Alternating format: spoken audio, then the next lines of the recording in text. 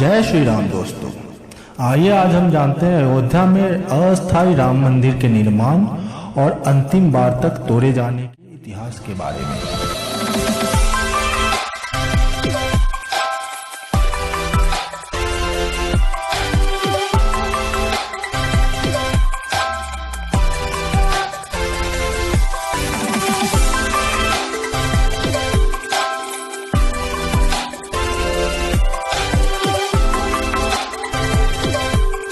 इतिहासकारों के अनुसार कौशल प्रदेश की प्राचीन राजधानी अवध का कालांतर में अयोध्या नाम था और बौद्ध काल में इसे साकेत कहा जाने लगा।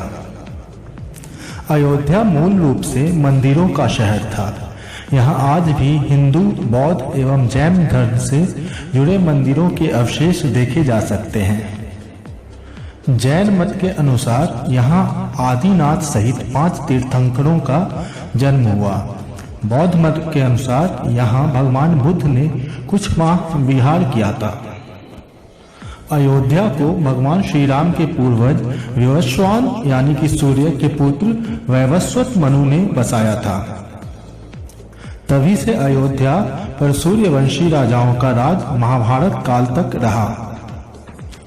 यहीं पर प्रभु श्री राम का राजा दशरथ के महल में जन्म हुआ था। महर्षि वाल्मीकि ने रामायण में जन्मभूमि की शोभा एवं महत्ता की तुलना दूसरे इंद्रलोक से की है। धन धान्य और रत्नों से भरी अयोध्या नगरी अतुलनीय छटा एवं गगनचुंबी इमारतों के लिए बहुत ही प्रसिद्ध थी। अयोध्या नगरी में होने का वर्णन वाल्मीकि रामायण में भी मिलता है। कहते हैं कि भगवान श्री राम के जल समाधि लेने के पश्चात अयोध्या कुछ काल के लिए उजाड़ सी हो गई थी, लेकिन उनकी जन्मभूमि पर बना उनका महल वैसे का वैसा ही था। भगवान श्री राम के पुत्र कुश ने एक बार पुनः राजधानी अयोध्या का पुनर्निर्माण करवाया।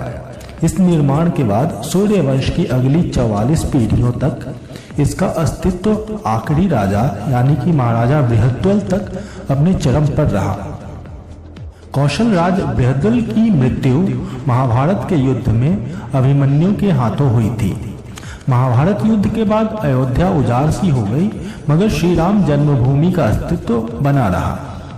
इसके बाद यह उल्लेख मिलता है कि ईसा के लगभग 100 वर्ष पूर्व उज्जैन के चक्रवर्ती सम्राट विक्रमादित्य एक दिन आखेट करते करते अयोध्या पहुंच गए। थकान के कारण अयोध्या में सरयू नदी के किनारे एक आम के वृक्ष के नीचे वे अपनी सेना सहित आराम करने लग गए। उस समय यहाँ घना जंगल था, कोई बसावट भी नहीं थी। महाराजा विक्रमादित्य को इस भूमि में कुछ चमत्कार दिखाई देने लगा। तब उन्होंने खोज आरंभ की और पास के योगी और संतों की कृपा से उन्हें ज्ञात हुआ कि यह श्री राम की अवध भूमि है। उन संतों के निर्देश से सम्राट ने यहाँ एक भव्य मंदिर के साथ ही कूप, सरोवर, महल आदि बनवाए। कहते हैं कि उन्होंने श्री राम जन्मभूमि पर काले रंग के कसौटी पत्थर वाले 84 स्तंभों पर विशाल मंदिर का निर्माण करवाया था। इस मंदिर की भव्यता देखते ही बनती थी। विक्रमादित्य के बाद राजाओं ने समय समय पर इस मंदिर की देखरेख की। इन्हीं में से एक शुंग वंश के प्रथम शासक पुष्यमित्र शुंग ने भी मंदिर का जीर्णोद्धार करवाया था। पुष्यमित्र का एक शिलालेख अयोध्या से प्राप्त हुआ था, जिसमें उसे सेनापति कहा गया था तथा उसके द्वारा 2 अश्वमेध यज्ञों के किए जाने का भी वर्णन है।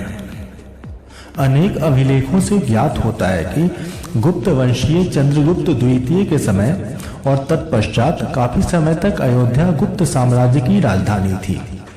गुप्तकालीन महाकवि कालिदास ने अयोध्या का रघुवंश में कई बार जिक्र किया है। इतिहासकारों के अनुसार 600 ईसा पूर्व अयोध्या में एक महत्वपूर्ण व्यापार केंद्र था। इस स्थान को अंतर्राष्ट्रीय पहचान 5वीं शताब्दी ईसा पूर्व तब मिली, जबकि यह एक प्रमुख बौद्ध केंद्र के रूप में विकसित हुआ। तब इसका नाम साकेत था। कहते हैं कि चीनी भिक्षु फा हियान ने देखा कि यहाँ कई बौद्ध मठों का रिकॉर्ड रखा गया है। यहाँ पर 7वीं शताब्दी में चीनी यात्री हेन सांग आया था, जिसके अनुसार 20 बौद्ध मंदिर थे तथा 3000 भिक्षु रहते थे। यहाँ हिंदुओं का एक प्रमुख एवं भव्य मंदिर था जहाँ रोज हजारों की संख्या में लोग दर्शन करने आते थे। उसके बाद ईसा की 11वीं शताब्दी में कन्नौज नरेश जयचंद आया था। उसने मंदिर पर महाराज विक्रमादित्य के प्रशस्ति शिलालेखों को उखाड़कर अपना नाम लिखवा दिया। पानीपत के युद्ध के बाद जयचंद का भी अंत हो गया और भारतवर्ष पर आक्रांताओं का आक्रमण और बढ़ गया। आक्रमणकारियों ने काशी मथुरा के साथ ही अयोध्या में भी लूटपाट की और पुजारियों की हत्या कर मूर्तियों को तोड़ डाला। लेकिन 14वीं सदी तक वे अयोध्या में प्रभु श्री राम के मंदिर को तोड़ने में सफल नहीं हो पाए। विभिन्न आक्रमणों के बाद भी झंझावातों को झेलते हुए प्रभु श्री राम मंदिर 14वीं शताब्दी तक बचा रहा। कहते हैं कि सिकंदर लोदी को शासनकाल तक यह मंदिर मौजूद था। 14वीं शताब्दी में हिंदुस्तान पर मुगलों का अधिकार हो गया, जिसके बाद श्री राम जन्मभूमि एवं अयोध्या को नष्ट करने के लिए कई अभियान चले। अंततः 1527 से 28 में भव्य मंदिर को तोड़कर उसकी जगह बाबरी मस्जिद का ढांचा खड़ा किया गया। कहते हैं कि मुगल साम्राज्य के संस्थापक बाबर के सेनापति ने बिहार अभियान के समय अयोध्या में श्री राम के जन्मभूमि पर स्थित प्राचीन एवं भव्य मंदिर को तोड़कर मस्जिद बनवाई थी, जो 1992 तक विराजमान थी। बाबरनामा के अनुसार 1528 में अयोध्या पड़ाव के दौरान बाबर ने मस्जिद का निर्माण का आदेश दिया था। अयोध्या में बनाई गई मस्जिद में खुदे 2 संदेशों से इसका संकेत भी मिलता है।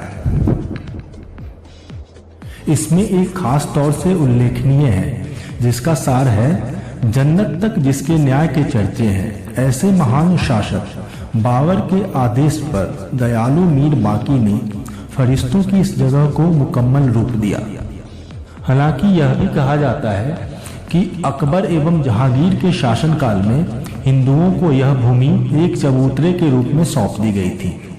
इसके बाद क्रूर शासक औरंगजेब ने अपने पूर्वज बाबर के सपने को पूरा करते हुए यहाँ भव्य मस्जिद का निर्माण कराया, जिसका नाम उसने बाबरी मस्जिद रखा। इसके बाद 1992 में बाबरी मस्जिद ढांचे को गिराने के बाद रामलल्ला को एक तंबू में विराजमान किया गया। इसके 27 साल बाद उत्तर प्रदेश के मुख्यमंत्री श्री योगी आदित्यनाथ ने 25 मार्च को अयोध्या में रामलल्ला की मूर्ति को टेंट से निकालकर फाइबर के अस्थायी मंदिर में स्थापित किया। जय श्री राम।